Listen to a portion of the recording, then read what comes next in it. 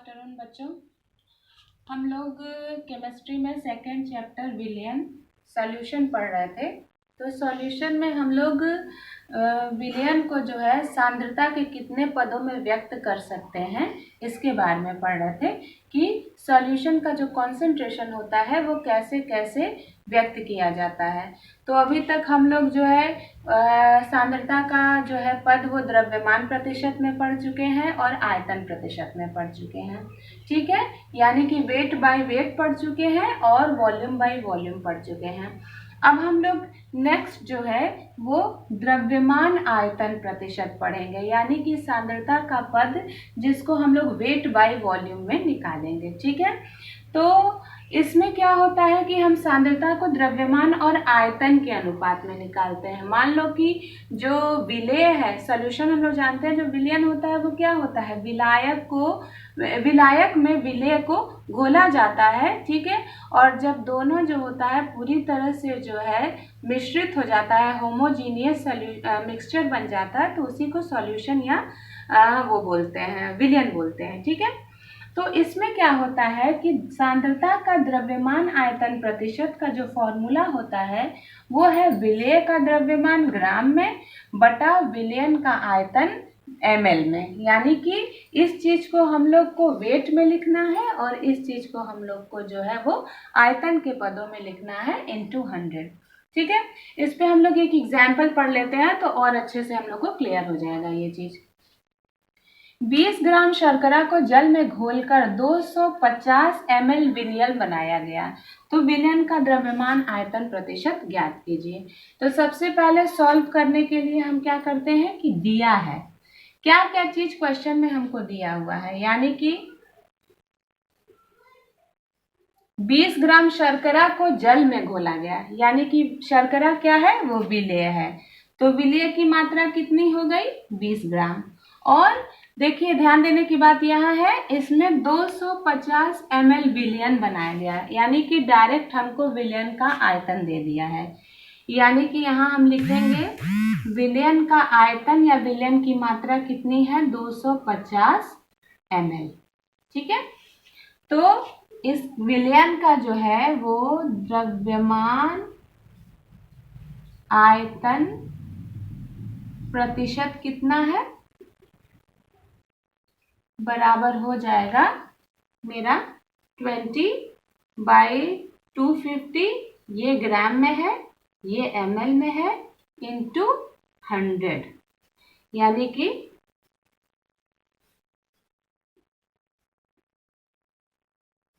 25/200, यानी कि हो जाएगा 8 ग्राम पर ml जो है इसका द्रव्यमान आयतन प्रतिशत आएगा, इसका कंसेंट्रेशन आएगा। ठीक,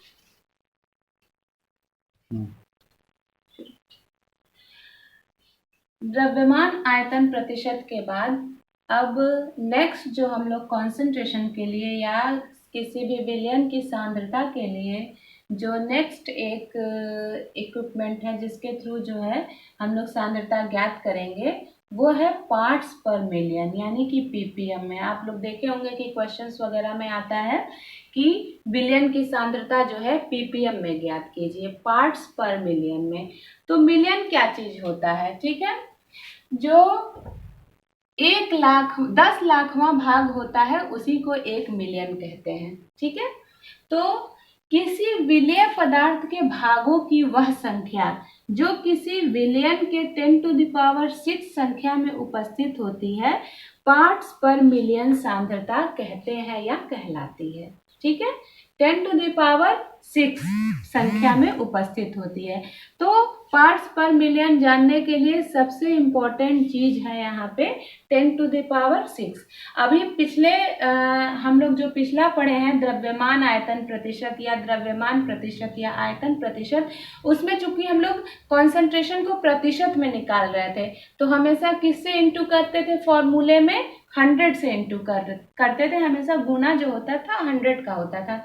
लेकिन यहाँ पर क्या है, परिभाषा से ही आपके क्लियर है ये चीज कि किसी विलेय पदार्थ यानी कि जो सॉल्यूट है, मतलब कि जिसको कि हमको घोलना है, के भागों की वह संख्या जो किसी बिलियन के 10⁶ संख्या में उपस्थित होती है वो पार्ट्स पर मिलियन सांद्रता कहलाती है। तो पार्ट्स पर मिलियन जो है या ppm कॉन्सेंट्रेशन अगर हमको निकालना है तो उसका फॉर्मूला होता है विलेय का द्रव्यमान यानी कि the weight of the solvent विलेय यानी कि सॉल्यूट जिसको कि घोला जाना है बाई विलियन का द्रव्यमान यानी कि पूरा सॉल्यूशन का टोटल द्रव्यमान इनटू 10⁶। और चूंकि यहाँ पे द्रव्यमान दिया हुआ है तो हमको इस चीज पे ध्यान देना है कि हमेशा ग्राम या किलोग्राम में ही इसका जो यूनिट होगा वो ग्राम या किलोग्राम में ही होगा। चलो इसको हम लोग एग्जाम्पल के थ्रू देख लेते हैं तो और क्लियर हो जाएगा। क्वेश्चन है समुद्री जल के प्रति किलोग्राम में 5.8 × 10⁻⁻ ग्राम ऑक्सीजन घुली हुई है। तो ऑक्सीजन की कॉन्सेंट्रेशन या ऑक्सीजन की सांद्रता जो है वो पार्ट्स पर मिलियन में ज्ञात कीजिए। ठीक है, मान लो कि समुद्र का जल है उसके प्रति किलोग्राम यानी कि मेरा क्या दिया हुआ है समुद्र का जल है उसमें घुला हुआ है। ठीक है, तो जो जल का जो जल है यानी कि जो जल में अच्छा एक चीज आप लोग को ध्यान देने योग्य बात है कि जब किसी लिक्विड में कोई गैस मिलाया जाता है तो जो लिक्विड के बीच का स्थान होता है जो जल के बीच का या जो भी कोई विलायक है उसके बीच का स्थान होता है कि गैस के अणु उसी में वो हो जाते हैं एडजस्ट हो जाते हैं यानी कि विलायक और विलयन के उससे वॉल्यूम पर या उसके द्रव्यमान पर उससे कोई असर नहीं पड़ता है। यानी कि जल का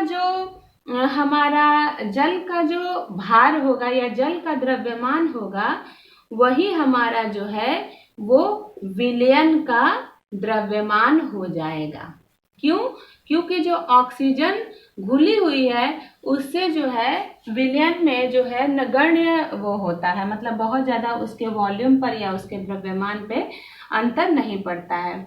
ये दिया है आपका 1 किलोग्राम। 1 किलोग्राम का मतलब क्या होता है 1000 ग्राम। ठीक है, उसके बाद ऑक्सीजन घुल रही है यानी कि जो विलेय होगा वो क्या होगा विलेय का द्रव्यमान यानी कि जो ऑक्सीजन हम घोल रहे हैं वही हमारा विलेय होगा वो कितना दिया हुआ है 5.8 × 10⁻³ ग्राम। ये ध्यान दीजिए कि मैंने 1 किलोग्राम को 1000 ग्राम में बदल दिया है क्योंकि किसी भी फॉर्मूले में लगाने के लिए दोनों यूनिट एक होनी चाहिए। तो पार्ट्स पर मिलियन में कॉन्सेंट्रेशन निकालने के लिए क्या होगा विलेय का द्रव्यमान कितना हो जाएगा 5.8 × 10⁻³ gram and the weight of solution यानी कि विलयन का द्रव्यमान जो है वो हो जाएगा हमारा 1000 ग्राम इंटू 10⁻⁶। चूंकि ग्राम और ग्राम दोनों यूनिट एक है तो हम इसको काट देंगे और ये जो है सॉल्व करेंगे तो 10⁻³ से नीचे का 1000 कट जाएगा ऐसे हो जाएगा ये। ठीक है, ये जो है 1000 से 1000 कट जाएगा और उसके बाद जो है ये आ जाएगा आपका 5.8 × 10⁻³ और ये ऊपर जाएगा तो ये हो जाएगा 5.8 × 10⁻³ और इधर हो जाएगा 1000 ग्राम यानी कि ये ऊपर जाएगा तो ये हो जाएगा इंटू 10⁻³ हो जाएगा नहीं -3 ये भी हो जाएगा ना -3 हो जाएगा ऊपर जाएगा तो और ये हो जाएगा आपका 5.8 × 10⁻⁶। ये जो है पार्ट्स पर मिलियन में ऑक्सीजन का कॉन्सेंट्रेशन आ जाएगा। ठीक है,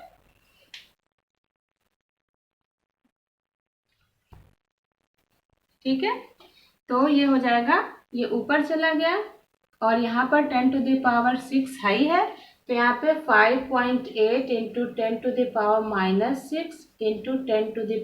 10⁻+6 तो -6 और +6 आपस में कट जाएंगे और यहाँ पर ppm में कॉन्सेंट्रेशन जो है ऑक्सीजन का वो हो जाएगा, यहाँ कर देते हैं 5.8 टोटल जो है ppm में ऑक्सीजन का कॉन्सेंट्रेशन हो जाएगा।